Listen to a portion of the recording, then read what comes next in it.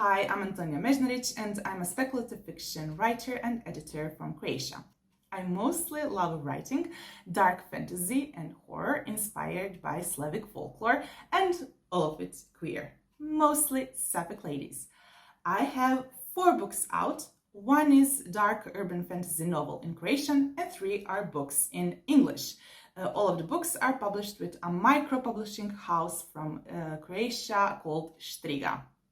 So one of my books is sapphic horror comedy novella, What Do Nightmares Dream Of, about a closeted lesbian teacher that needs to fight against nightmare creature from Slavic folklore and deal with her repressed memories and traumatic childhood. Then I have a queer folk horror story collection, Mistress of Geese, that we actually talked about with the team from Glasgow 2024 on online panel Balkan Witches and Folk Horror, so you can also check that out. And in the end, I have a near future sci-fi horror novella, It Eats Us from the Inside, that deals with ecological disasters, aquatic dread, and Slavic folklore. I'm going to read an excerpt from it. A shout out to the amazing cover artist Antonija Filipovic. Chapter 1. The pungent stench of the sea hit Doris in full force as soon as she got out of the safety of her air-conditioned car. Unprepared for it, her gag reflex kicked in, and she had to force her lunch to stay where it was, digesting in her stomach, rather than splattering all over her. The smell was wrong, oily and heavy, with an unnatural acidic taste to it. It reminded her of the time she used to clean fish for lunch on the dock, if that fish had already been rotten instead of freshly caught. The worst of it was that the small parking lot was situated on the waterfront, which made it all the more inescapable and stronger. It even managed to distract her from the fact that outside of the car, she was now exposed to the unforgiven, blazing sun. "Fuck, this is horrible," she heard her wife say, by the passenger's seat doors. Erica's face was scrunched in the stays, locks hidden under the headscarf she'd fastened before getting out. "Do they know why it smells like that?" "Have no idea." Mom also didn't know. Doris had seen some of the reports, news and panicked conspiracies on the social media hellscapes about this pollution, but didn't expect it to be like this.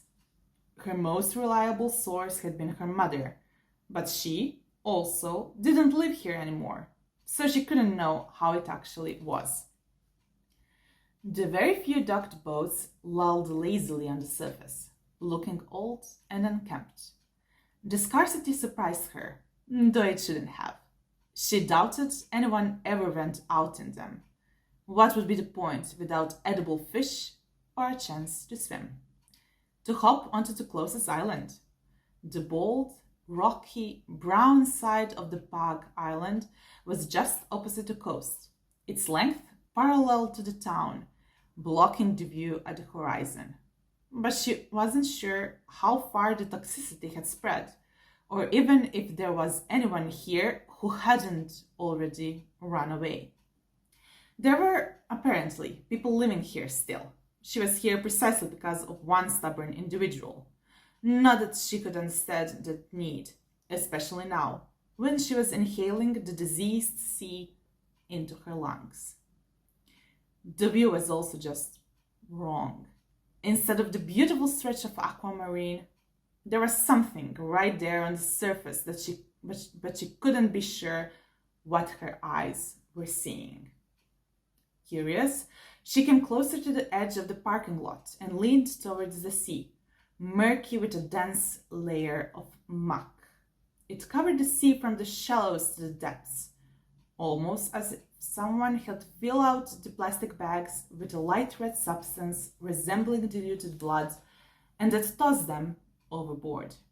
Only there were countless of these bags on the surface, an infinity of them, impossible for anyone to have created this sort of detritus. It must have been the bacteria doing something to the seafloor. The sourness permeating from it invaded her nostrils, tickling her palate with its foulness. The tuna sandwich she'd eaten on the trip was continually threatening with a comeback. She put the palm over her nose and mouth, but it was like trying to close down a disemboweling cut with a band-aid.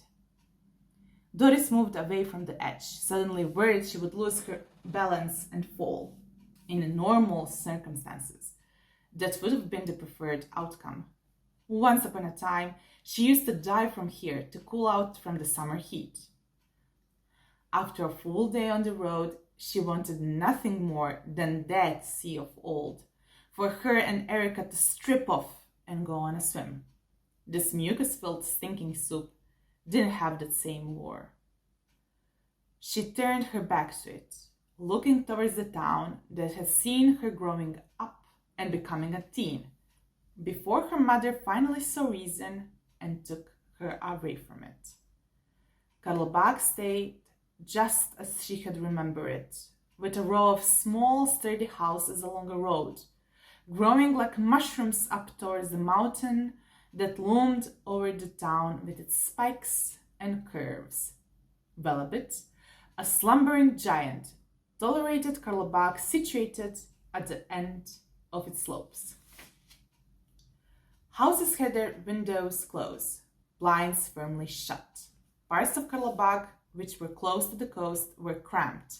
Houses close to one another, the better to protect them when the strong northern wind came crashing from the mountain to the sea.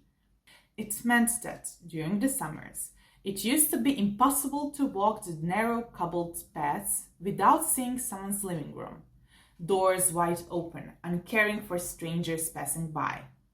There had always been sounds following her. Television turned on or people's conversations, but now not a mouse could be heard. Only the steps the two of them made. The town had that winter aura Doris was also used to, when it looked abandoned and dead, when all of the restaurants were closed and nothing operated except maybe 2 shops, but was only actually hibernating until spring, when it slowly started to wake up, waiting for the first guests to arrive. Now, if she had to compare it to anything, it would be a patient in a coma, hooked to a failing life support. It wasn't long before they trudged to the 2-story ash-grey house, tall, long, and unremarkable. Doris paused in front of the red door, her left hand grasping the bag strap over her shoulder, her right still holding Erica's. She thought she was ready. After a flight and most of a day spent on the road, and after weeks of discussions, first with her mother, then with her wife, it should have been much easier to knock on the door. This was the end of it all, the travel, the tired fights, the nausea-inducing uncertainty. Yet, the cherry red door sounded the alarm in her mind. If they opened it, it wouldn't be the end. It would be the beginning of something she wasn't sure she wanted to have any role in. She knocked 3 times, and thankfully didn't have to wait too long before the door opened. And just like that, without much pomp and a bit anticlimactic, she was face to face with her father for the first time after 7 years. Her father was always thin and willowy, fit from all the hiking and the swimming, but now his body had lost all of its fat, turning into a skeleton with skin. His face was gaunt, the icy blue eyes sunken and feverish. He'd lost most of his corn yellow hair and was almost bald, but not completely. A few tufts here and there still grew out of his scalp. He hadn't been a young man when she was born, so she'd been expecting to see an old man, but it wasn't the years that have laid ruin over his body. The scaly clusters of spots were growing on his skin, sickly and grey, glistening with some sort of moisture.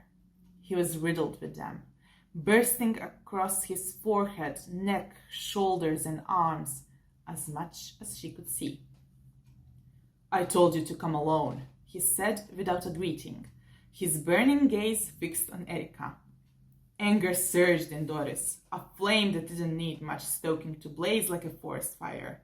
She was soaked in her own sweat and sunscreen, stiff from a long trip, nauseous from the smells of the sea, and, not to mention, reluctant to be here in the first place. And this is how he welcomed them.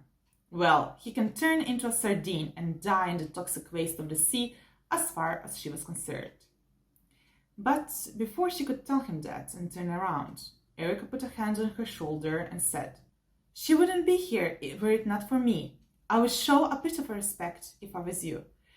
Or maybe she was right all along and this was a waste of time. Her beautiful dark brown eyes were unflinching while she faced her father-in-law, the one she'd met only once, on their wedding day.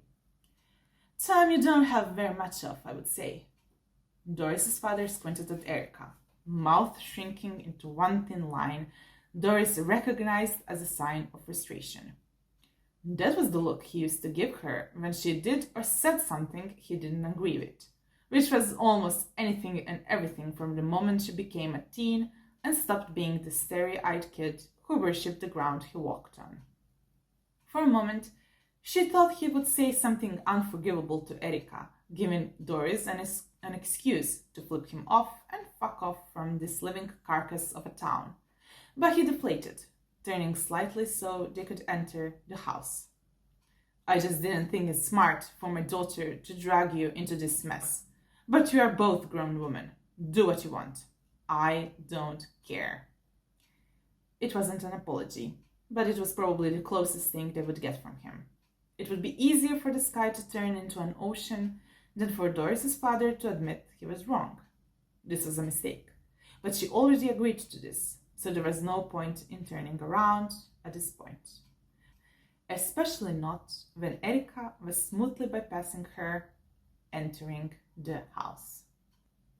So this was an excerpt from It Eats Us from the Inside, a quiet, claustrophobic horror novella about a town on the brink of collapse and an estranged father-daughter relationship filled with regret that eats at them from the inside. And of course, a mysterious illness that is slowly creeping from the sea, destroying the town and growing even further from it. So what will happen next? You will need to check out the novella if you want to learn more.